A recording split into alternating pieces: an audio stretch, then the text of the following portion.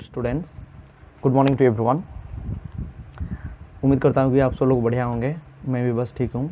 और ये corona pandemic के दौरान हम सब लोगों को बहुत सतर्क रहना चाहिए और ये जो पढ़ाई है इसको भी बरकरार रहना चाहिए। ठीक है, फिर चलो शुरू करते हैं आज की क्लास। और हम पिछले क्लास में जो फाइबर देते हैं, ऊल जो देते हैं हमको, किन किन एनिमल ने हमको ऊल देते थे उनके बारे में हमको पता चला था। और आज कुछ नया सीखने वाले हैं। आज क्या सीखने वाले हैं कि आज जो क्लास में हमको ये जो फाइबर होता है, ऊल का फाइबर, उससे कैसे हम ऊल का क्लॉथेस बनाते हैं, ठीक है, डिफरेंट मटेरियल बनाते हैं, वो जानेंगे। और उसके साथ साथ ये भी जानेंगे कि क्या क्या वो स्टेप्स होता है, वो सब जानेंगे। ठीक है, और आखिर में क्या जानेंगे कि ये जो ऊल जो फैक्ट्री में बनता है, वहाँ जो लोग काम करते हैं, फिर उन लोगों को क्या क्या प्रॉब्लम्स फेस करना पड़ता है, कौन कितने डिफ़िकल्टीज आते हैं। ठीक है, तो फिर आइए शुरू करते हैं आज की क्लास। देखो, पहला चीज़ ये है कि हम जो फाइबर से ऊल बनता है वो क्या होता है कि इसके लिए हमको स्पेशली हम यहाँ क्या एग्जांपल लेंगे कि जो शिप होता है, first we will have to rear our sheep. Okay, what do you mean by rearing? Rearing means the farming of certain animal in large scale to get our desired product is called as the rearing of such animal. Okay, so for what we have previously learned that we have to select the developed parents, that means the parent which carry the necessary characteristics, like जैसे कि जो parent होते हैं उनमें अच्छे fleece होने चाहिए, ठीक है, और वो भी हमारा डिमांड जो होता है उसे पूरी कर सकें, उस तरह के एनिमल को हमको क्या रियर करना होगा। ठीक है, और इसके लिए क्या करना होगा, हमको पेरेंट्स को जो होता है वो अच्छे पेरेंट्स सिलेक्ट करना पड़ता है, ताकि जो बच्चा होगा तो वो बच्चे में हमारी जो डिजायर क्वालिटी होंगे वो सब रहेगा। ठीक है, और इसके लिए क्या करना पड़ेगा, हमको सिलेक्टिव ब्रीडिंग जो है वो फॉलो करना पड़ेगा। और सिलेक्टिव ब्रीडिंग क्या होता है, हमको पहले से ही ये जो सिलेक्टिवली ब्रीड होता है उसे चूज करना पड़ता है। और इससे क्या होता है कि हमारे जो शिप मतलब कि जो ऑफस्प्रिंग मतलब बच्चे शिप जो होते हैं वो क्या होते हैं, वो गुड क्वालिटी के ब्रीड होते हैं, मतलब गुड क्वालिटी के गुड किस्म के होते हैं। ठीक है, अच्छा, and what should be our desire character? Listen, the sheep should possess thick growth of thick hair, okay, and after that, so when we will cut such type of fleece from them, we can get the better wool from them. And you can see such type of sheep are generally found in Jammu Kashmir, Himachal Pradesh, Uttaranchal, Arunachal Pradesh, Sikkim, okay, and also the plains of Haryana, Punjab, Rajasthan and Gujarat. You can also see shepherds taking their herds of sheep for grazing in such areas, generally to rear the wool. Generally this fleece, they eat the grass, generally they graze, and they do sometimes they feed upon the pulses, corn, jowar, all oil cakes. Okay, generally in winter the sheep are kept in indoor and feed on leaves, grains and dry fodder. Okay,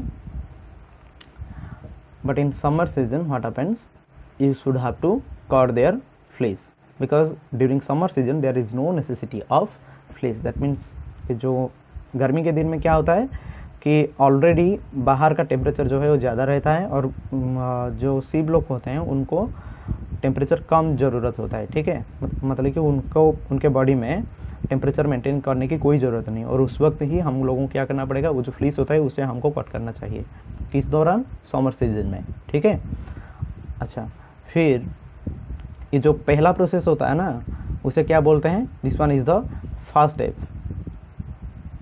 so under this step what happens, what you have to do, generally what you have to do, listen, ये process में क्या होता है कि आप लोगों को ये जो सीप होता है उससे उसका जो बॉडी में जो फाइन हेयर रहता है उसे आप लोगों को कट करना पड़ता है। और इस means the process in which you remove the thin layer of skin along with the fleece from its body is called as the shearing, मतलब कि ये प्रोसेस को बोलते हैं शियरिंग। और इससे जो सीप होता है उसे कोई भी दर्द नहीं होता है, मतलब कोई भी पेन नहीं होता है। क्यों? क्योंकि हमारा जो बॉडी का स्किन रहता है उसका ऊपरी भाग, मतलब कि जो सीप का भी उसका ऊपरी भाग में कोई जो हमको पेन सेंसेशन देता है उसके लिए क्या रिस्पॉन्सिबल होता है, उसके लिए नर्व जो होता है हमारे बॉडी में, नर्व मतलब न्यूरॉन जो होते हैं, नर्व सेल, वो जिम्मेदार रहता है। और वो जो डेड स्केल रहती है ना स्किन के ऊपर, वहाँ कोई भी उस तरह की नर्व नहीं है, ठीक है। और इसलिए क्या होता है कि अगर तो आप लोग उसके ऊपर से जो फाइन स्किन है उसे हटाओगे और वो जो पतली सी स्किन है उसे हटा लोगे, जहाँ पे कोई भी नर्व सिस्टम नहीं है, तो क्या होगा कि जो सीप होता है उसे कोई भी दर्द नहीं होगा, ठीक है। और ये कौन सी सीजन में करना चाहिए? समर सीजन में, ठीक है। So generally what happens nowadays machines are used to machines are used to cut such type of thin hair. You probably have seen such type of machines that the barbers are using in their salon, okay, or your hair parlor. And listen, during hot season, when you'll remove their body fiber, that means their body covering, then at that time,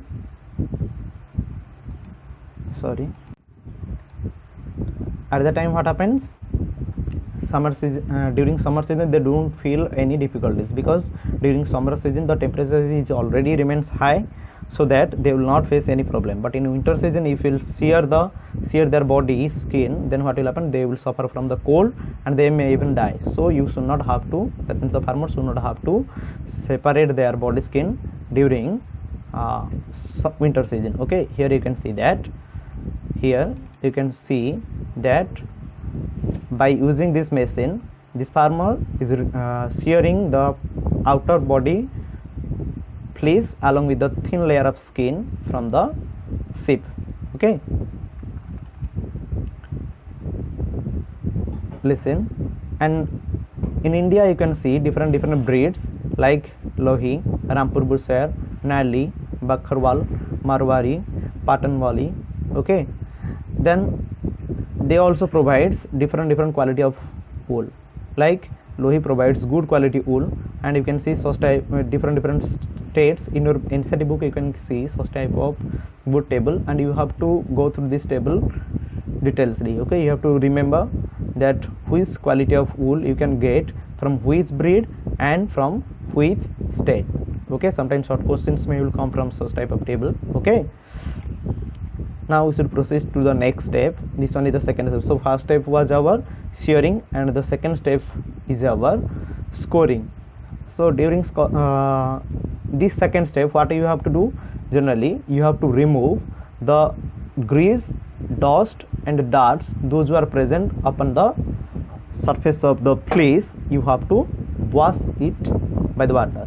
Initially what happens in the old days, that means पुराने के ज़माने में क्या होता है कि ऐसे एक बड़ा टैंक में पानी लेते हैं और उसमें ये जो फ्लीस होता है जिसमें डार्ट भरी रहती है वो सबको यहाँ डाल देते हैं और इसे हाथों से साफ करना पड़ता है.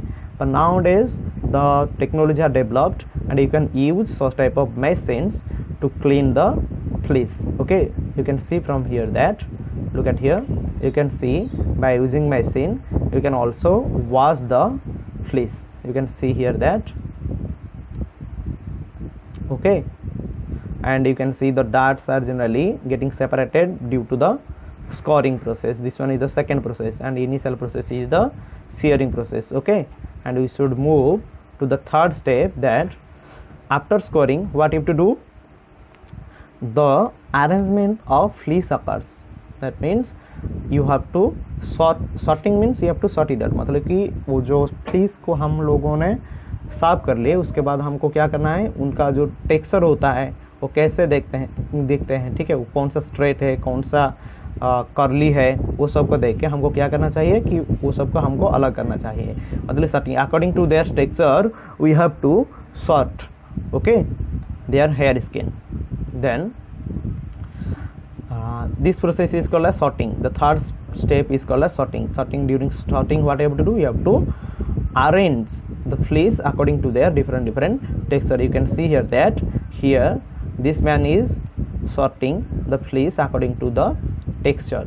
Okay, and the next step what you have to do? You have to separate very small pieces of fleece.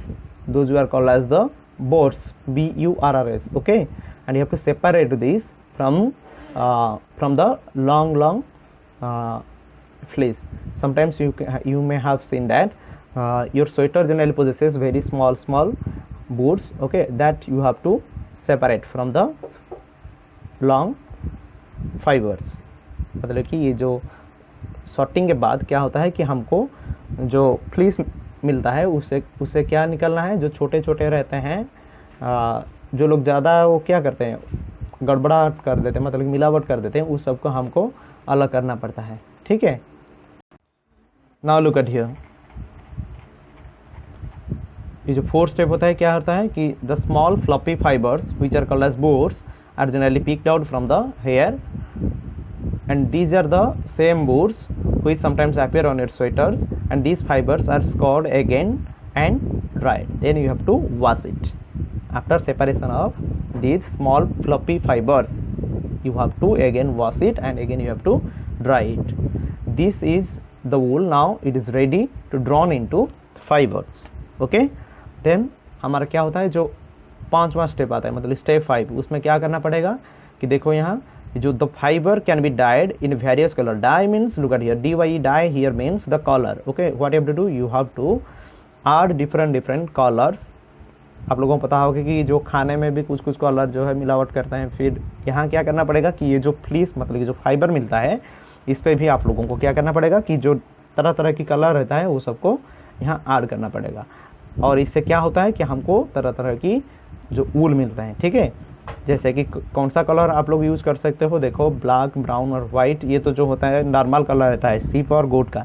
और अगर आप चाहते हो कि किसी दूसरे कलर देने के लिए तो फिर क्या करना पड़ेगा, ये जो 5th स्टेप है डाइंग स्टेप, इसे बोलते हैं डाइंग स्टेप, DYEING. ओके, और ये स्टेप में क्या होता है कि आप लोगों को कलर जो है वो मिलाना चाहिए. देखो ये जो स्टेप होता है इसमें क्या करना चाहिए, आप लोगों को ऐसे कलर की जो टैंक रहती है उसमें ऊल को जो है डाल देना चाहिए, और उसके बाद इसे बाहर लाके अगर आप वो ड्राई करोगे मतलब सुखाओगे तो फिर आप लोगों को मिल जाएगा कलर्ड वूल.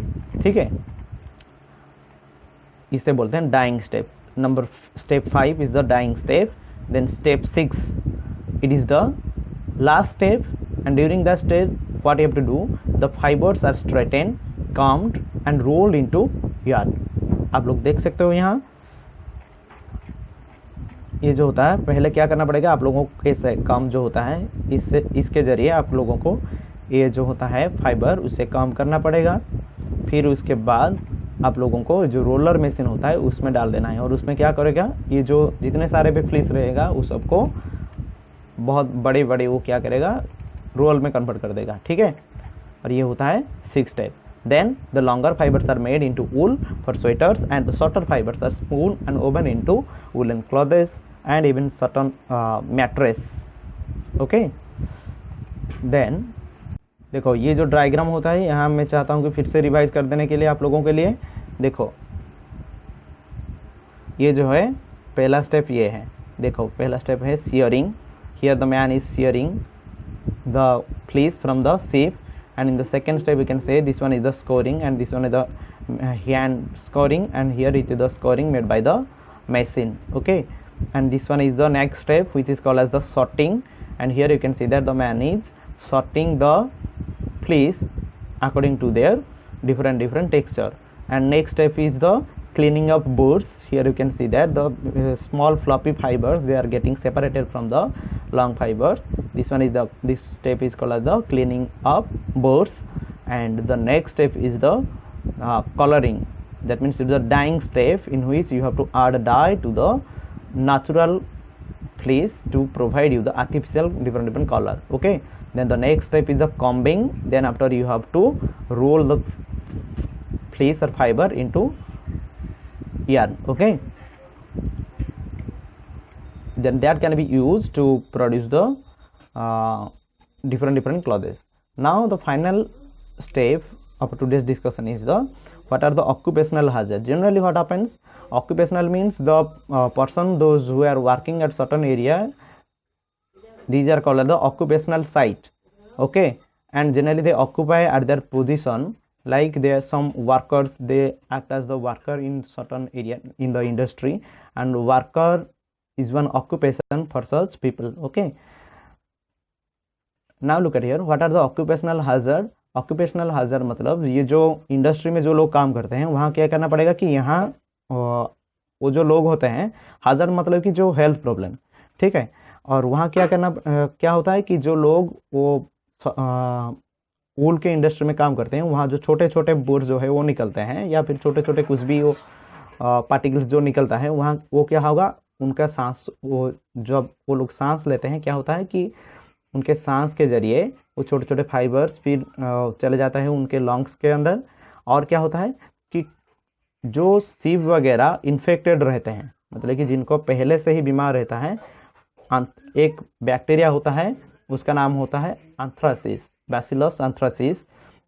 क्या होता है कि जब वो बैक्टीरिया, कोई एनिमल को अगर वो पहले से ही वो एनिमल इन्फेक्टेड होता है वो बैक्टीरिया से, अगर वो एनिमल से फ्लीस लाया जाएगा और उससे जो वर्कर्स होते हैं वो काम करेंगे, तो फिर क्या होगा, उनका जो सांस के जरिए क्या होता है कि वो जितने भी सारे बैक्टीरिया होते हैं वो सब चले जाते हैं रेस्पिरेटरी सिस्टम के अंदर, और वहाँ क्या होता है कि वो इन्फेक्ट करते हैं वो जो बैक्टीरिया वगैरह उनके लंग्स को, और इसे बोलते हैं इनहेलेशन एंथ्रेक्स।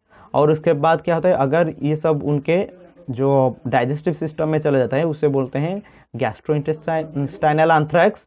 और क्या होता है, और ये जो आखिर की तरह होता है, ये क्या होता है कि अगर वो जो बैक्टीरिया वगैरह वो सब क्या होते हैं कि कोई बॉडी के जो ऊपरी भाग होता है, मतलब कि स्किन में अगर वो सब इन्फेक्शन वगैरह करेंगे उसे बोलते हैं क्यूटानियस एंथ्रेक्स। ओके, और क्या होता है कि एंथ्रेक्स जो स्पोर होता है, मतलब कि जो एंथ्रेक्स होते हैं बैक्टीरिया होते हैं उनके भी कुछ कुछ स्पोर, मतलब कि सीड जैसे स्ट्रक्चर होते हैं, वो अगर गिरेगा तो फिर वहाँ भी बैक्टीरिया जो है वो फैल जाएगा। ठीक है, और इस तरह का इन्फेक्शन को बोलते हैं क्यूटानियस एंथ्रेक्स। और ये भी जो एंथ्रेक्स होते हैं पहले के ज़माने में क्या बोलते हैं उसे सॉर्टर्स डिजीज, मतलब कि जो लोग सॉर्टिंग का काम करते हैं उस वक्त क्या होता है कि ज़्यादा से ज़्यादा बूर जो होता है वो मतलब कि जो स्मॉल फ्लफी फाइबर्स होते हैं वो सब उनके सांस लेने के दौरान वो चला जाता है रेस्पिरेटरी सिस्टम के अंदर, वो बहुत प्रॉब्लम करा देता है, मतलब कि जो एंथ्रेक्स डिजीज कर देता है।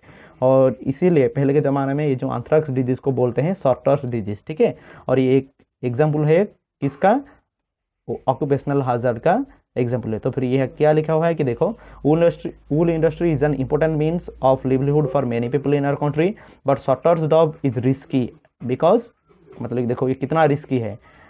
आज sometimes they get infected by bacterium known as anthrax. Okay, Bacillus anthracis is the name of that bacteria which cause a fatal blood disease called as the Sotter's disease. Okay, respiratory system में अगर वो infected होगा तो फिर वो disease, मतलब कि जो ब्लड डिजीज वो करता है जिसे बोलते हैं सॉर्टर्स डिजीज और anthrax disease. So risk faced by workers in any industry are called the occupation, मतलब कि ये जो डिफरेंट रिस्क होता है, ये तो हो गया यहाँ की जो वर्कर होते हैं उनको डिजीज होता है, और भी इसे छोड़कर और भी बहुत सारे प्रॉब्लम आते हैं, जैसे कि कोई चोट लग गया इसे। ठीक है, तो फिर वो सब को क्या बोलते हैं कि ऑक्यूपेशनल हाजार्ड बोलते हैं। ठीक है, आई होप कि ये सब जो कुछ है सारा कुछ आप लोगों को समझ में आया। और हम अगले क्लास में क्या करेंगे कि हमारा जो सेकेंड एनिमल फाइबर है वो ऊल है, वो कैसे बनता है उसके बारे में जानेंगे। ठीक है, और ये देखो कि आप लोगों के लिए एक सवाल है कि हम तो पहले से ही इसे डिस्कशन कर चुके हैं कि जो हमारे, अगर देखो, when someone pulls your hair why you feel hot. Okay, you have to answer. Question is that when someone pulls your hair, why you feel the pain, but why you don't feel any pain when you are cutting your hair. Okay, and the next question for you, that why cotton garments cannot keep us warm in winter season but woolen sweaters does, why.